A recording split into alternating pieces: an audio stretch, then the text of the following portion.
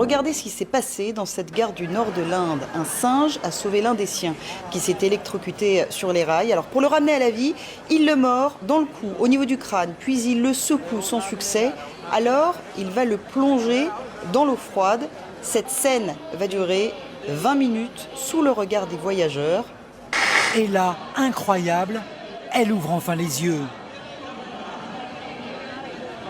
Encore quelques secousses pour s'assurer. Hagard, étourdi, la victime a encore droit à un petit massage, tout en douceur. Un automobiliste probablement déséquilibré a donc foncé sur des passants hier soir à Dijon en criant « Allahu Akbar, Dieu est grand ». Le bilan est de 11 blessés, dont 2 graves. L'homme âgé de 40 ans serait suivi en hôpital psychiatrique. Il est 20h lorsqu'un homme percute volontairement plusieurs passants. Une première fois rue Charny dans le centre-ville.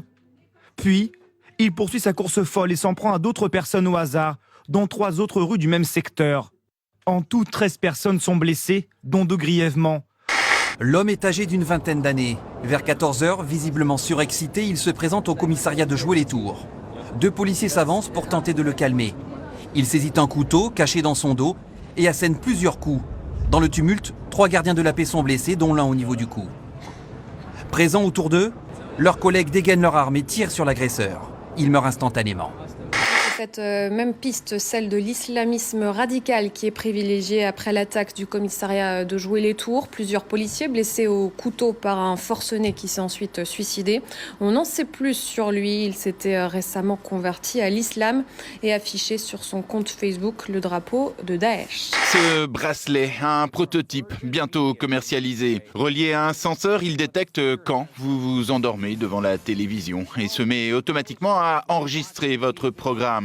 Les autres peuvent alors regarder une autre chaîne. Et dès le réveil, votre programme reprend là où vous l'avez laissé.